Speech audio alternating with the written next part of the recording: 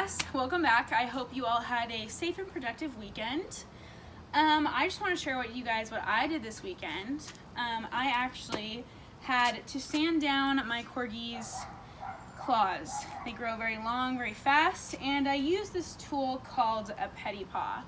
By raise of hand, who knows what a Pedi-Paw is? Okay, not a lot of us.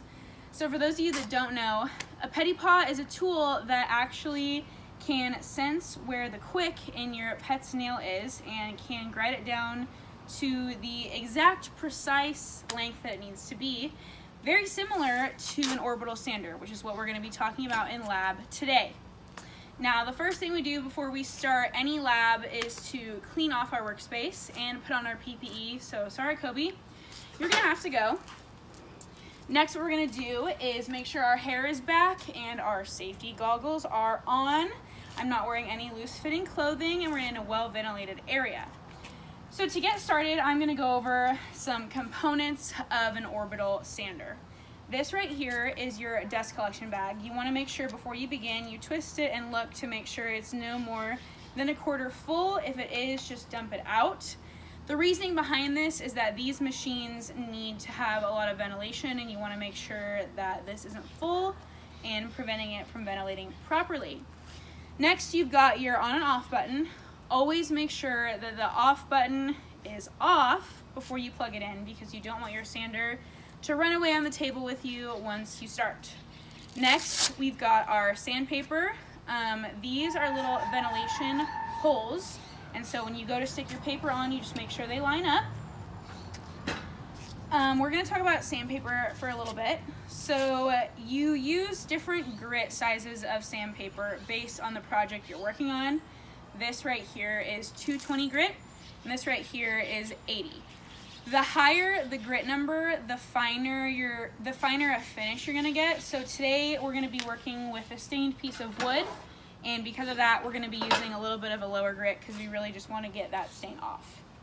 So to get started, we're going to put our sandpaper back on, making sure that we line up the holes so that we can get as much ventilation as possible.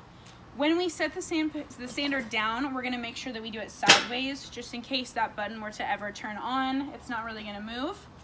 Next, we're going to grab our piece of wood and a clamp.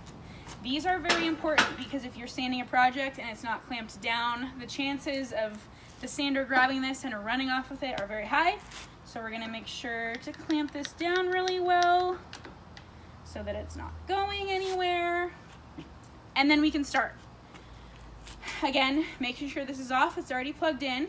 When we use a sander, we're going to make sure to go with the grain of wood in small circular motions. You don't want to apply too much pressure. The weight of the machine in your hand is already going to do that for you. And we want to make sure that we're getting as even of a coverage as possible.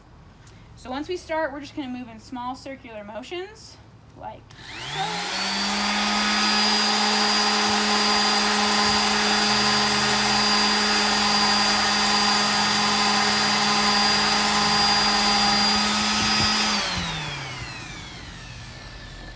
I'm going to wait and make sure this stops moving before I set it down.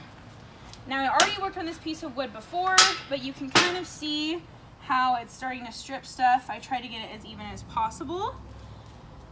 So in just a few short moments, you're going to break up in your pre-assigned lab groups. Each of you are going to take turns on a different piece of painted or stained wood. Do I have any questions, comments, concerns, criticisms? No? Okay, cool. So check for clarification. What are we going to do when we break up into our groups? We're each going to get a turn sanding a piece of wood. Okay. When I say the word grit, you guys are going to go to your lab stations, put on all your protective PPE, and get started. Ready, set, grit.